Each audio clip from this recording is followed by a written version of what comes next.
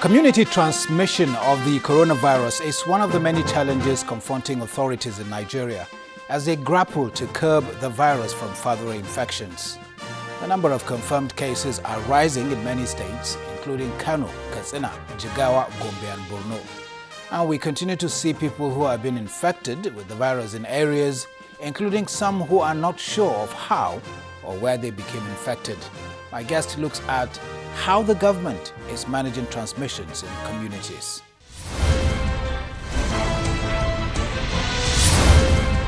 Thank you for joining us on Dateline Abuja. I'm Ibrahim Adra.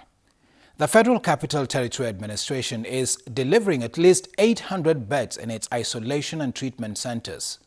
This is in spite of just over 350 cases of the coronavirus confirmed in the FCT. The centers are located at the Idu Railway Training Complex and the This Day Dome in the city center. The FCT Minister, Malam Mohammed Musa, explains that more of such centers are opened at the Karu and Asokoro General Hospitals. This four-story building is the Idu Railway Training Institute, but it's serving as the largest isolation and treatment center in the nation's capital. With 506 bed spaces, the center was put together by the FCT Ministerial Expert Advisory Committee on COVID-19 under the chairmanship of a former FCT Minister, Dr. Aliyu Modibo. A tour of the center showed well-spaced treatment beds in the four-story building. The building also has well-equipped recreation facilities, intensive care units, medical equipment, and 24 hours electricity. The minister, among other important assignments, tasked the committee to take over the unoccupied railway school facility at Idu to transform it into a COVID-19 isolation and treatment center within the shortest possible time. COVID-19 is real. We are calling on the residents of the FCT and indeed all Nigerians to be committed to fighting this dangerous and debilitating disease. We are not going to for a second relax or take a break until COVID-19 is defeated in the Federal Capital Territory and surely throughout our dear nation, Nigeria. In his remarks during the handover ceremony, the FCT minister says the redundancy of isolation centers in the nation's capital does not translate to complacency in the management of the spread of the virus. Our hope is that this shouldn't escalate beyond this level. And for that to happen, we have to all work very, very hard and together to ensure that all the protocols established with respect to health and security matters regarding COVID-19 are adhered to. While in the FCT, based on what we have here and what we have at Asokoro District Hospital and what we have at the Karu General Hospital and other facilities being provided by other well-meaning institutions and organizations, we could say, yes, we have enough redundancy, if I could use a medical word, of bed spaces. But that should not make us be complacent. Because if we do not continue the way we are doing now, with a lot of restriction and a lot of compliance, then if this thing gets out of hand, even though we are now almost boasting of a 1,000 bed spaces within the FCT, we may just wake up and realize that 1,000 will not be enough. So every person, every citizen of the FCT has to take this fight as a personal fight for survival. The Secretary to the Government of the Federation, Mr. Boss Mustafa, leads other top government officials to the commissioning of the This Day Treatment and Isolation Center. I hereby, on behalf of the President of the Federal Republic of Nigeria, Muhammadu Buhari, commission this facility for the good of mankind, to the glory of God. The project is a private sector-driven effort under the Coalition Against COVID-19.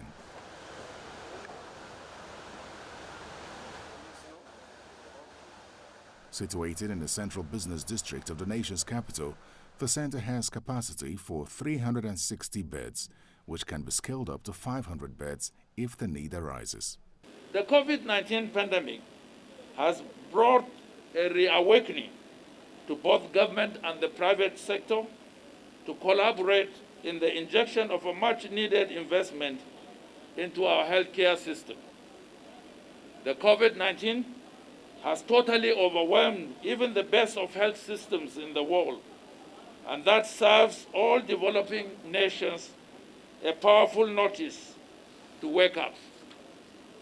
Today, we are witnessing the realization of the synergy with the commissioning of this facility, which is designed to accommodate 300 beds and is scalable to 500.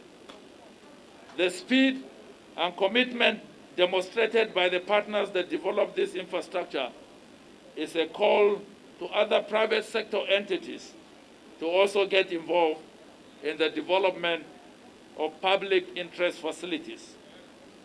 The Presidential Task Force advocates strongly that lessons to be drawn from COVID-19 should therefore revolve around development, future planning, consensus building, collaboration, and partnerships.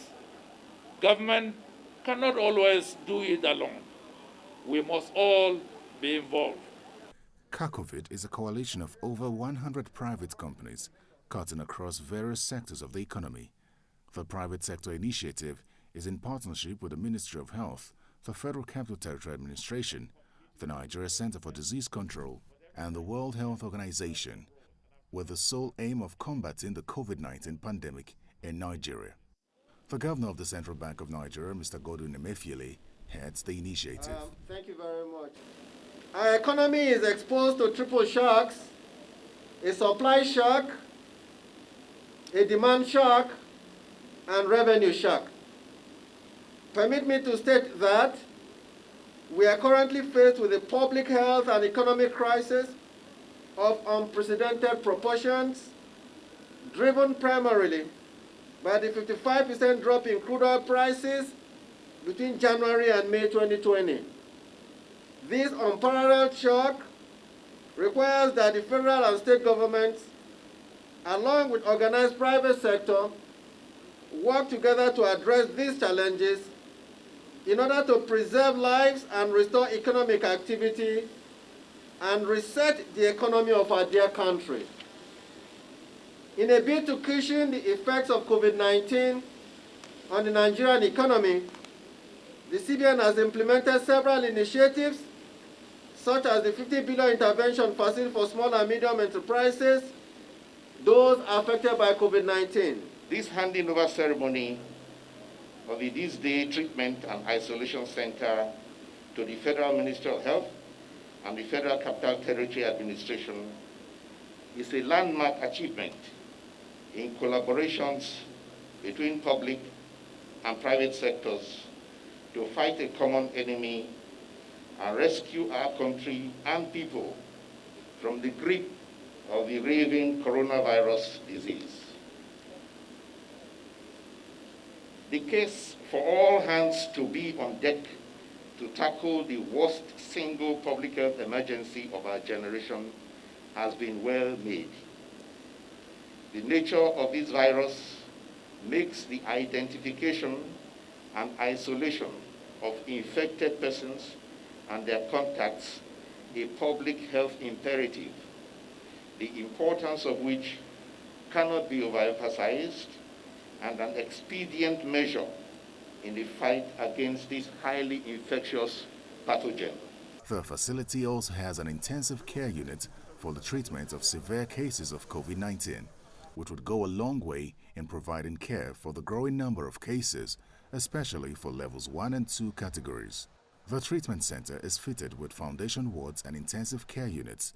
Other facilities include 45 gene testing mobile lab, complete with a scalable ability to perform 200 to 1,000 tests per day, and a holding area for health workers to be fully kitted with personal protective equipment.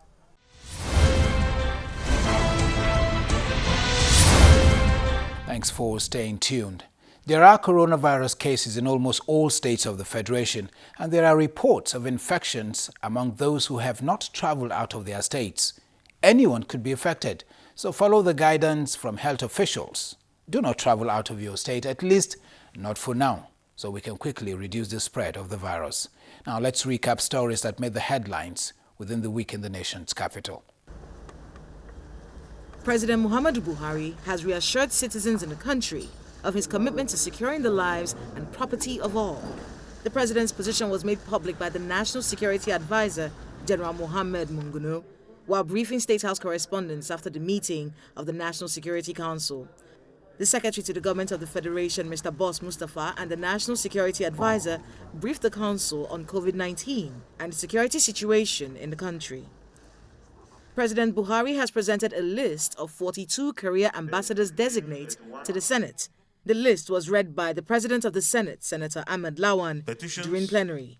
In the face of the COVID-19 pandemic, technology came to the rescue as the Federal Executive Council held a virtual meeting and approved $25 per barrel as crude oil benchmark for the 2020 budget. The federal government plans to amend the 10.59 trillion naira budget passed by the National Assembly last December, but by 71 billion naira. The approval has these key parameters. The crude oil price is approved at $25 per barrel. Crude oil production is approved at 1.94 million barrels per day, and then an exchange rate of 360 naira to $1. Also at the virtual meeting, the Secretary to the Government of the Federation, Mr. Boss Mustafa, unveiled Professor Ibrahim Gambari as the new Chief of Staff to President Muhammadu Buhari.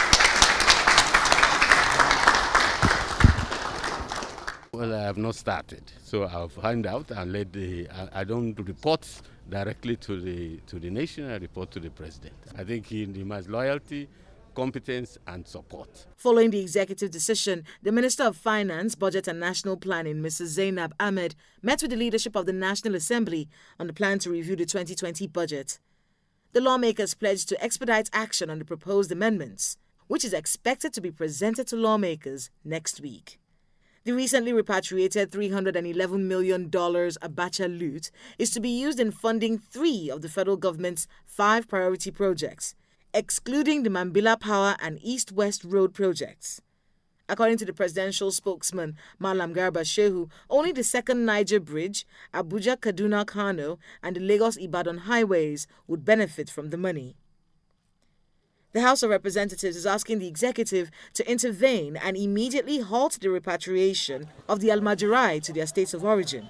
The House believes that the repatriation of Almajirai is against the fundamental human rights of any Nigerian to reside in any part of the country. As reactions continue to trail the infectious diseases bill in the House of Representatives, Speaker Femi Gbajabiamila is assuring that transparency and accountability will be upheld during the public hearing on the bill. He said this during a meeting with members of civil society organizations at the National Assembly. The Secretary to the Government of the Federation, Mr. Boss Mustafa, has confirmed that Nigeria will receive samples of COVID organics, a herbal medicine used by Madagascar to treat COVID-19 patients. Mr. Mustafa said the medicine has been sent to Guinea-Bissau, from where it will be sent to different countries. It's been freighted to Guinea-Bissau by the President of Madagascar, President or Prime Minister, sent it to Guinea-Bissau. And certain allocations have been made to different countries. We have an indication of the quantity that has been allocated to Nigeria. I've received instructions from Mr. President to make arrangements to freight it home with a clear instruction that I should subject it to the validation process. The National Human Rights Commission says the number of reported cases of human rights violation by security agencies dropped significantly during the last 3 weeks of the lockdown compared to the first 2 weeks of the order. Speaking at a news conference, the Executive Secretary of the Commission notes that reported cases of extrajudicial killings by security officials reduced from 18 in the first 2 weeks of the lockdown to 11.